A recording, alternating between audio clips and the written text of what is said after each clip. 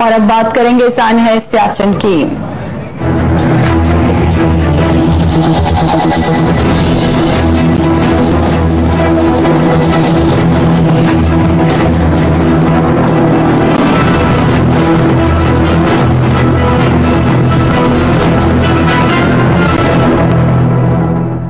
دنیا کے بلند ترین محاذوں میں سے ایک سیاچن کا علاقہ انسانوں کے لیے کتنا مشکل ہے، اس کا اندازہ وہاں پہنچنے پر ہی ہوتا ہے۔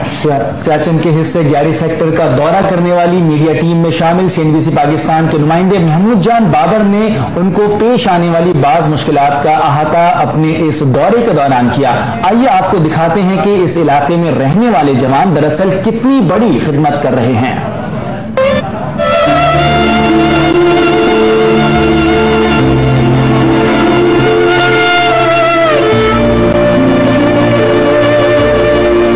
یہ ایک مشکل ترین علاقہ ہے، یہاں پر آنے والے لوگوں کو اپنی ہی آواز بدلتی ہوئی محسوس ہوتی ہے، اپنی ہی سانس سینے میں اکڑتی ہوئی سی لگتی ہے، جس کی وجہ سے ہمارے میزبانوں نے ہمیں بار بار یہاں سے جلد از جلد نکلنے کا کہا۔ ان کا کہنا ہے کہ جب وہ جوانوں کو لے کر ان برف پوش پہاڑوں میں آتے ہیں تو ان کو 12 دن کے وقفے میں پاکستان کے کسی بھی شہری علاقے سے نیچے کی طرف لایا جاتا ہے تاکہ وہ یہاں کی زندگی کے ساتھ عادی ہو سکیں، کیونکہ یہ ایک بہت بڑا جمپ ہوتا ہے جب یہاں اچانک آیا جاتا ہے۔ یہاں پر موسم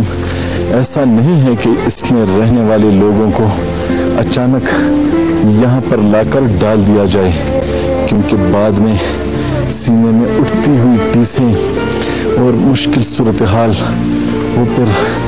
ان کو اس قابل نہیں چھوڑتی کہ وہ اس علاقے میں ڈیوٹی سر انجام دے سکیں۔ اس لیے ان کی اس بات میں بڑا ہی وزن ہے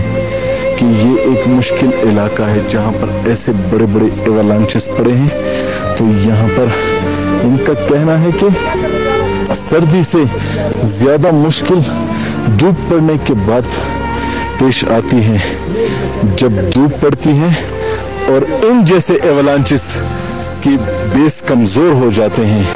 اور وہ ایوالانچز پھر اپنی جگہ چھوڑ کر تباہیوں کی نئی داستانیں رقم کرتے ہیں۔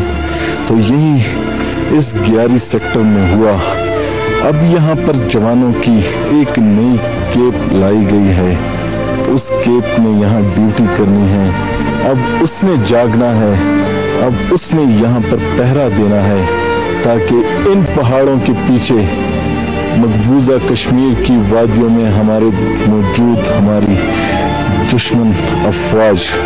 پاکستان پر بری نظر نہ ڈال سکیں۔ یہاں پر اس پورے علاقے میں آ کر ایک بات کا بڑا احساس ہوتا ہے کہ اس پورے علاقے میں یا تو یہاں کے رہنے والے جفاکش لوگ ہیں جو کہ صدیوں سے ہزاروں سالوں سے یہاں آباد ہیں، یا ہماری فوجی جوان ہیں جو کہ ان تمام تر مشکلات کے باوجود یہاں پر اس لیے رہ رہے ہیں کہ ملک کے دیگر حصوں میں موجود ان کے قوم کے اور لوگ سکون سے زندگی گزار سکیں۔ اب ان جگہوں کی مشکلات کا اندازہ شاید ٹی وی کی اسکرین پر نہ ہو سکے، اس لیے یہاں آنا ضروری ہوتا ہے، لیکن آنا بھی کیسے ہو، کیونکہ یہاں پر آنے کے لیے راستے میں کوئی کہکشاں نہیں